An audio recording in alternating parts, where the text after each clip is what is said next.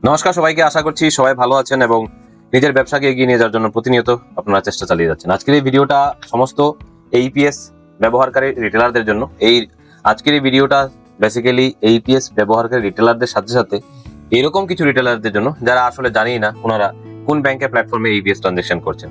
আপনারা অনেকেই আছেন বিভিন্ন প্ল্যাটফর্ম ব্যবহার করেন যেখানে আপনি এইপিএস ট্রানজাকশনের জন্য এইপিএস ক্যাশ উইথড্রল বা এইপিএস ব্যালেন্স ইনকোয়ারিতে ক্লিক করেন, তারপর ট্রানজাকশন সাকসেসফুল হয়ে যায় এবং আপনারা কিন্তু আদৌ জানেন না যে আপনি কোন ব্যাংকের প্ল্যাটফর্মে আপনি আজকে যে ট্রানজাকশনটা করলেন সেটা অ্যাকচুয়ালি আপনি কোন ব্যাংকের প্ল্যাটফর্মে করেছেন তার কোনো প্রকার আপডেট কিন্তু আপনার কাছে থাকে না। বিশেষ করে বলি আপনাদেরকে, এরকম কিছু প্ল্যাটফর্ম আছে যারা বেসিক্যালি একটি বা দুটি কোম্পানিতে কাজ করেন বা একটি বা দুটি কোম্পানির বিসি একটিভ ওনাদের কাছে আছেন। সুতরাং আমরা জানতে পারি যে এক্সাক্ট এই কোম্পানিটার এইপিএস ট্রানজাকশন কোন প্ল্যাটফর্ম থেকে হচ্ছে। কিন্তু এছাড়া এরকম কিছু প্ল্যাটফর্মেও আমরা কাজ করি, এরকম কিছু কোম্পানিও আছেন যারা 5 বছর 6 বছর ওনাদের কোম্পানির বয়স হয়ে গেছে, কিন্তু আজ পর্যন্ত ওনারা কোনো ব্যাংকের ডাইরেক্ট এপিআই সংগ্রহ করতে পারেননি বা সংগ্রহ করার মতো ওনাদের ক্ষমতা হয়নি বা ওনাদেরকে দেবে সেরকম কোনো পজিশনে আজ পর্যন্ত ওনারা আসতে পারেননি। সো বেসিক্যালি তাদের কাছে কোনো ব্যাংক এপিআই নেই যে ওনারা নিজে সাহস করে বলতে পারবে যে আমি এই ব্যাংকের বিসি পার্টনার, আপনি যখন কাজ করছেন এই ব্যাংকের আপনাকে সার্টিফিকেট দেবো বা এই ব্যাংকের থেকে ট্রানজাকশন হয়েছে। সো আমি তাদের জন্য বলছি, বেসিক্যালি যারা এরকম কোনো কোম্পানিতে কাজ করছেন যেই কোম্পানি নিজেই এপিআই এর উপর ডিপেন্ডেবল, আর সেই এপিআই কোনো ব্যাংকে ডাইরেক্ট এপিআই নয়, ইনডাইরেক্ট আরো দুটো জায়গা বয়ে তারপর আপনার কাছে এসেছে। তো যখনই আপনি ট্রানজাকশন করছেন আপনার কাছে ট্রানজাকশন হিট হচ্ছে, সাকসেসফুল হচ্ছে, ফেল হচ্ছে, কিন্তু আপনি জানেন না। এখানে একটা সমস্যা আপনার হতে পারে এবং অবশ্যই আপনার আইডিটাও ব্লক হতে পারে। কেন, কিভাবে, তাই আজকের ভিডিওতে ডিটেলসে বলছি। বেশি লম্বা করছেন, অনেকেই লম্বা করলে অনেক রাগ করেন। অ্যাকচুয়ালি ডিটেলসে বলাটা খুব বেশি প্রয়োজন। আগে বোঝাটা প্রয়োজন যে ভিডিওটা কার জন্য। ভিডিওটা দেখছেন সবাই, কিন্তু বুঝতেই পারলেন না যে ভিডিওটা আসলে কি আপনার জন্য কি আপনার জন্য না, বা আপনি কাকে বলতে পারবেন এই ইনফরমেশনটা। ইনফরমেশনটা হলো এরকম যে যদি আপনি এইপিএস লেনদেন করেন, ধরুন সারা মাস এই জানুয়ারি মাসে আপনি 100 লেনদেন করলেন, ফেল এবং সাকসেস মিলিয়ে সারা মাসে আপনি 100টা কাস্টমারের ফিঙ্গারপ্রিন্ট আপনার সিস্টেমে নিলেন। তার মধ্যে দেখা গেল যে 69টা লেনদেন সাকসেসফুল মানে সফলভাবে হয়েছে, 31টা লেনদেন আপনার ফেল হয়েছে। সেই ক্ষেত্রে আপনার কি হবে?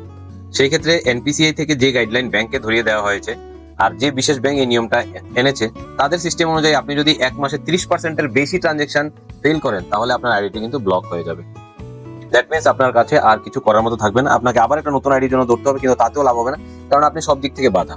আপনি একটা নতুন আইডি নিতে গেলে আপনার আইডি অ্যাক্টিভ হবে, তারপর আইডিটা ইনঅ্যাক্টিভ হয়ে যখনই আপনি ট্রানজাকশন করবেন আপনার আধারে ফিঙ্গারপ্রিন্ট আপনি দেবেন, L1 থেকে রিপোর্ট যাবে এনপিসিআই এর কাছে, এনপিসিআই দেখবে যে আপনি এর আগে ফ্রড ট্রানজাকশন করেছেন, এখন আবার নতুন আইডি নিয়ে কাজ করা শুরু করেছেন, আপনার আইডিটা ব্লক হবে। আপনি আরো একটা কাজ করতে পারেন এবং সেটাও আপনি করতে পারবেন, সেটা হচ্ছে আপনি ঘরে আপনি মিসেস বা মা অথবা বাবা নামে একটা আইডি নিয়ে কিন্তু কাজ শুরু করতে পারেন। এর বুদ্ধিটা আপনি লাগাতে পারেন, কিন্তু আপনি যেটা বললাম আপনি সব দিক থেকে বাধা, আপনি সেই কাজটুকু কিন্তু করতে পারবেন না। ম্যাক্সিমাম টু ম্যাক্সিমাম এরকম করতে পারবেন যে আপনি আপনার দোকানে একজন ছেলেকে রাখলেন, তাকে দিয়ে কাজ করবেন, কিন্তু রোজগার কত টাকা করেন যে আপনি নতুন একটা ছেলেকে দিয়ে কাজ করাবেন? সেই জায়গাটাই সবচেয়ে বড় সমস্যা হচ্ছে। সুতরাং যারা যারা আইসিআইসিআই ব্যাংকের এইপিএস দিয়ে কাজ করছেন তাদের কাছেই এই সমস্যাটা সবচেয়ে বেশি আসবে এবং তাদের আইডিগুলোই কিন্তু আগামী দিনে সবচেয়ে বেশি ব্লক হবে, কারণ এনপিসিআই এর এই নিয়মটা আপাতত আইসিআইসিআই ব্যাংকেই লাগু করা হয়েছে।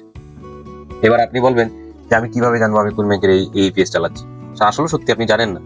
আজকে ডেটে ওয়েস্ট বেঙ্গলে বসে আপনি এরকম কিছু কোম্পানিতে কাজ করছেন, যেখানে আপনি জানেন না কোন ব্যাংকের প্ল্যাটফর্মে ট্রানজাকশন করছেন, কারণ ওই ব্যাংক নিজেও জানে না সে কোন ব্যাংকের প্ল্যাটফর্মে ট্রানজাকশন করাচ্ছে।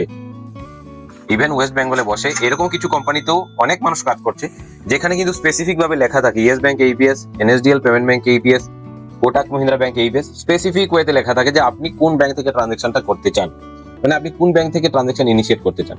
এবার এখানে কিছু তর্ক আসতে পারে, কিছু কোম্পানি এসে বলবে এটা ইলিগেল, এটা কোনোটাই ইলিগেল নয়। যদি এটা ইলিগেল হয় তাহলে যে বলবে এটা ইলিগেল সে নিজেই ইলিগেল। কেন? কারণ সে তো জানেই না, সে নিজেই জানে না কোন ব্যাংক থেকে হচ্ছে, কারণ সে নিজে অন্য একটা কোম্পানি থেকে এপিআই নিয়েছে এবং সে যে জায়গা থেকে এপিআই নিয়েছে তারাও আরেকটা থার্ড পার্টি থেকে এপিআই নেয়। ওই থার্ড পার্টি এপিআই এর সাথে যখন আমরা কথা বলছি ওরা বলেছে যে আমরা আমাদের মর্জি মতো ব্যাংক চেঞ্জ করি। দ্যাট মিনস ওনাদের জানার কোনো ক্ষমতাই নেই যে এক্সাক্ট পিছে কোন ব্যাংকটা চলছে। তারপরে যদি এপিআই থেকে ওনারা ডাইরেক্ট হতেন, সেকেন্ড এপিআই থেকে, তাও বলতে পারতেন, কিন্তু ওনারা হচ্ছেন ফোর্থ। ওয়েস্ট বেঙ্গলে এরকম কিছু কোম্পানি কাজ করে যারা ব্যাংকের পর একটা এপিআই কোম্পানি, তারপর আরেকটা এপিআই কোম্পানি, তারপর ওনারা, মানে মিডলে টোটাল দুজন আরো আছেন, যার কারণে কমিউনিকেশন মিসম্যাচ ম্যাক্সিমাম টাইম হয়। ম্যাক্সিমাম টাইমে যে ইনফরমেশন আসে মার্কেটে তা ভুলভাল আসে। তো এই ইনফরমেশনটা আপনাদেরকে দিলাম যেহেতু আপনারা জানেনই না এক্সাক্ট আপনার কোন ব্যাংকের প্ল্যাটফর্মে কাজ করছেন, তো আপনারা সাবধান হয়ে কাজ করবেন। আর যদি তারপরও সাবধান না হতে পারেন তাহলে আপনার আইডিটা কিন্তু ব্লক হয়ে যাবে। আর আইডি ব্লক না হওয়ার আগ পর্যন্ত আপনার কাছে প্রচুর রাস্তা আছে। আপনি চাইলে নতুন কোনো প্ল্যাটফর্মে নিজেকে যুক্ত করে সেই প্ল্যাটফর্মে যেখানে জানা যায় যে এক্সাক্ট আপনি কোন ব্যাংকের এইপিএস এ কাজ করছেন সেটা আপনি জানতে পারেন, এরকম কোনো আইডি আপনি কিন্তু নিয়ে শুরু করতে পারেন। মধ্যে এই কথাটা বলছি, যদিও বলা ঠিক না, তারপরে বলছি, আবার বলা ঠিক হোক, যে এরকম আইডি যদি আপনার লাগে যে আমি জানবো কোন ব্যাংকের প্ল্যাটফর্মে আমি কাজ করছি, আমি সেই ব্যাংকের প্ল্যাটফর্মে ক্লিক করবো এবং সেখানে ট্রানজাকশন করবো, সেই আইডি কিন্তু আমরা আপনাকে দিতে পারবো। ডিস্ট্রিক্ট ওয়াইজ সারা ওয়েস্ট বেঙ্গলে তার ডিস্ট্রিবিউটর দেওয়া আছে, নর্থ ইস্টে মোটামুটি আমাদের ব্যবস্থা করা হয়েছে। তো যারা এরকম আইডি নিতে চান যে আমি জানতে চাই কোন ব্যাংকের প্ল্যাটফর্ম থেকে আমি কাজ করছি, এজ এ রিটেলার আমি জানতে চাই, কারণ এজ এ রিটেলার আপনার জানা উচিত আপনি কোন ব্যাংকের প্ল্যাটফর্মে কাজ করছেন। যদি আপনি চান যে আমি জেনে কাজ করব আমি ইয়েস ব্যাংকে কাজ করছি না আইসিআইসিআই ব্যাংকে কাজ করছি নাকি কোটাক ব্যাংকে কাজ করছি, তার আইডি আমরা দিতে আপনাকে পারবো। সেটা মিডলে বলে রাখলাম, যদি লাগে ভিডিও ডেসক্রিপশন বক্সে তার জন্য আমি লিংক দিয়ে রেখেছি, আমার কন্ট্যাক্ট নাম্বার দিয়ে রেখেছি, আপনি সেখান থেকে আমাকে হোয়াটসঅ্যাপ করে নিতে পারেন অথবা লিংকে ক্লিক করে আপনি হোয়াটসঅ্যাপে যেতে পারেন। তো আশা করি আপনারা বুঝতে পেরেছেন মোটামুটি আইসিআইসিআই ব্যাংকের প্ল্যাটফর্মে যারা কাজ করছেন, আপাতত আইসিআইসিআই ব্যাংক থেকে শুরু হয়ে গেছে এরকম সিস্টেম যে আপনি যদি এক মাসে 100 ট্রানজাকশন করেন তার মধ্যে যদি 30টার বেশি ট্রানজাকশন ফেল আসে তাহলে অবশ্যই আপনার আইডি ব্লক হবে। সেক্ষেত্রে আপনাকে যা করণীয় সেটা হচ্ছে, প্রথম যখন আপনার দোকানে কাস্টমার আসবে তখনই ওনাকে বলবেন ভালো করে আঙুলটা পরিষ্কার করে নিন, আপনার দোকানে স্যানিটাইজার অথবা জল অথবা শুকনো নেকড়া আপনি আগে থেকে ব্যবস্থা করে রাখুন, যাতে করে কাস্টমার আগে নিজের ফিঙ্গারপ্রিন্ট, মানে যদি গিলা আঙ্গুল হয়, মানে অনেকেই হাত খামে, তাহলে ও জল দিয়ে ভালো করে ধুয়ে তারপর মুছে নেবে, যার যদি হাতে ময়লা থাকে জল দিয়ে ভালো করে ধুয়ে মুছে নেবে, সেটা আগেই সেরে নিন। কখনো যাতে এরকম না হয় কাস্টমার আসলে ফিঙ্গার দিয়ে দিলেন, ফেল হলো, দ্বিতীয়বার আবার ফিঙ্গারপ্রিন্ট দিলেন, তাহলে কিন্তু একটা কাউন্ট হয়ে গেল, আপনার ট্রানজাকশন ফেল হয়েছে। সেই ক্ষেত্রে প্রত্যেকটা কাস্টমার যদি এরকম হয় তাহলে আপনার 50% ট্রানজাকশন ফেল হবে। আর সেই ক্ষেত্রে কিন্তু এনপিসি যে কোনো ব্যাংকেরই আপনি আইডি হোক না কেন, যে কোনো ব্যাংকের এইপিএস এর আন্ডারে আপনি কাজ করেন না কেন, আপনার আইডি কিন্তু ব্লক হবেই হবে। আর আপনার কিন্তু আবার 2-3-4 দিক সব দিক বাধা, বাড়ির কারণে আমি আইডি নিয়েও কাজ করতে পারবেন না, স্টাফ নিয়ে কাজ করো সেই টাকা পুষাতে পারবেন না নিজের কাছে। তারপর হচ্ছে আপনি কিন্তু নতুন আইডি নিয়ে যে শুরু করে দেবেন সেই কাজটাও কিন্তু বন্ধ হয়ে গেছে। সুতরাং আপনাকে এখন সাবধান হয়ে কাজ করতে হবে। আপনাকে প্রথম হচ্ছে আপনাকে জানতে হবে আপনি কোন ব্যাংকে ট্রানজাকশন করছেন। দ্বিতীয় হচ্ছে আপনি যখন ট্রানজাকশন করছেন একটা কাস্টমার একবারই ফিঙ্গারপ্রিন্ট ব্যবহার করবেন, আর প্রথমবারই আপনার ওনার আঙ্গুল পরিষ্কার করে নিতে হবে। একবার যদি কোনো কারণে আঙ্গুল পরিষ্কার করার পরও ফেল হয়ে যায়, ওনাকে কিন্তু ওই দিন আর দ্বিতীয়বার ব্যবহার করাবেন না, তাতে আপনি আইডি ব্লক হওয়া থেকে বেঁচে যেতে পারেন। এই ইনফরমেশনটা আপনাদের জন্য এই জন্য রইলো, কারণ আপনারা পরিশ্রম সারাদিন করেন কয়েকটা টাকার জন্য, এবার সেই পথটাই যদি বন্ধ হয়ে যায় তাহলে রোজগারটাও কিন্তু বন্ধ হয়ে যাবে। এইপিএস বন্ধ হবে না, আমি ভিডিওর এই বছর প্রথমেই বলেছিলাম এইপিএস বন্ধ হয়ে যাবে না, বন্ধ আপনি হয়ে যাবেন। সেটা আপনার ব্যবহারের কারণে বন্ধ হয়ে যাবে, আপনার মানসিকতার কারণে বন্ধ হয়ে যাবে, আপনার কার্যকলাপের কারণে বন্ধ হয়ে যাবে, আপনার অজান্তেই বন্ধ হয়ে যাবে। অজান্তটা বললাম, আপনি জানেন কোন ব্যাংকে প্ল্যাটফর্মে কাজ করেন, তো চেষ্টা করুন জানা যে আপনি কোন ব্যাংকের প্ল্যাটফর্মে কাজ করেন। আর এরকম কিছু কোম্পানিতে যদি কাজ করেন সে নিজেই জানে না কোন ব্যাংকের প্ল্যাটফর্মে তার এইপিএস চলছে, তাহলে সেখান থেকে বেরিয়ে আসার অবশ্যই চেষ্টা করুন। আশা করছি ভিডিওটির মাধ্যমে আপনি বুঝতে পেরেছেন এক্সাক্ট আপনাকে 2024-এ নতুন নিয়মগুলির মধ্যে আরো একটি নিয়ম সংযোজন কিভাবে করতে হবে, কিভাবে আপনি কাজটুকু এগিয়ে নিয়ে যাবেন সামনের দিকে এবং ব্যবসাটা চালিয়ে যাবেন দীর্ঘদিনের জন্য। ভিডিওটি যদি ভালো লেগে থাকে তাহলে অবশ্যই ভিডিওটিতে লাইক দিতে ভুল করবেন না। কিছু যদি বোঝানো কিছু যদি আরো সুঝাও দেওয়া থাকে আমাকে, তাহলে ভিডিও কমেন্ট বক্সে অবশ্যই কমেন্ট করবেন।